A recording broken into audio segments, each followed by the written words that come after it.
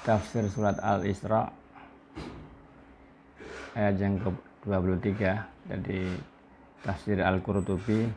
Beliau mencantumkan sebuah riwayat tentang berbuat baik kepada bapak, kepada ayah.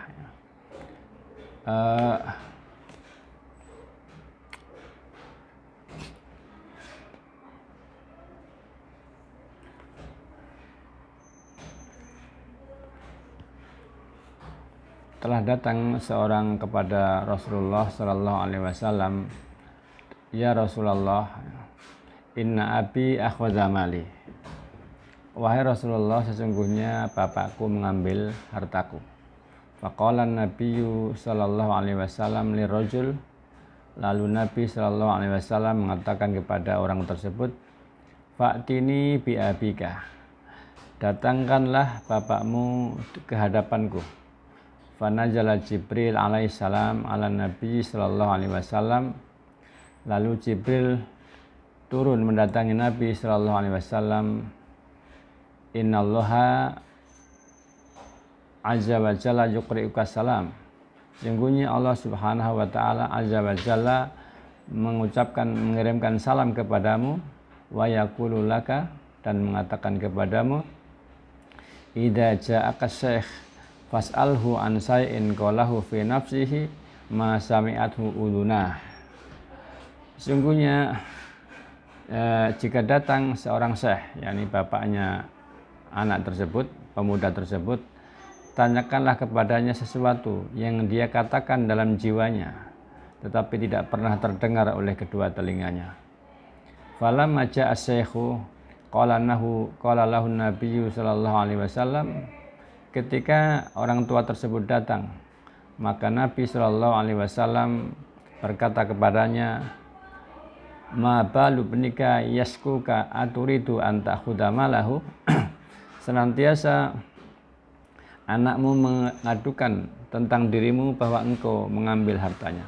Faqal, lalu orang tua tersebut, ayah tersebut mengatakan, salhu ya Rasulullah, hal unfikuhu illa ala ihda ammatihi aw khalatihi aw ala nafsi.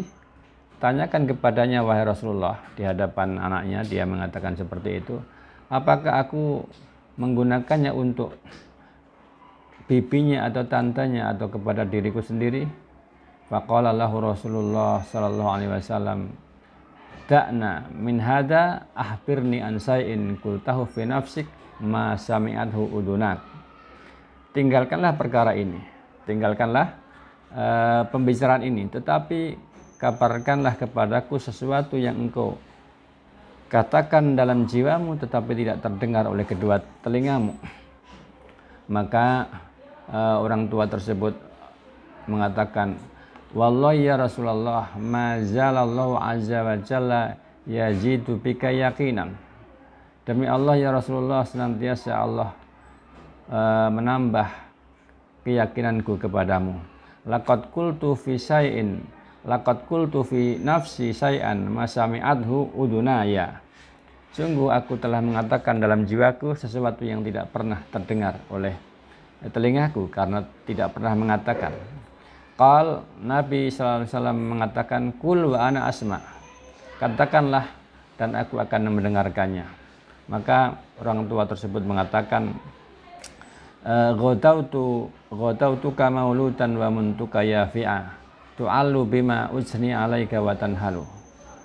Wahai anakku, akulah yang merawatmu di saat engkau dilahirkan dan yang membesarkanmu hingga dewasa. Lalu segala jerih payahku engkau nikmati dan engkau reguk sepuasmu. Idza lailatun dzaqatka bisukmi lam abid li sukmika illa sahiran atamal malu. Kemudian jika di suatu malam engkau mengalami sakit, aku tidak bisa tidur lantaran resah dan gelisah karena memikirkanmu. Ka'anni anal matruku dunaka billadhi turikta bihi duni fa'ainaya tamhalu. Seolah-olah akulah yang sakit, bukan engkau yang sakit wahai anakku. Lalu kedua mataku bercucuran air mata. Takhafur roda nafsi alaika wa innaha la ta'lamu annal mauta waqtun muajjalu. Aku khawatir engkau engkau akan mengalami kematian, padahal jiwa ini tahu sesungguhnya kematian itu adalah waktu yang telah ditentukan.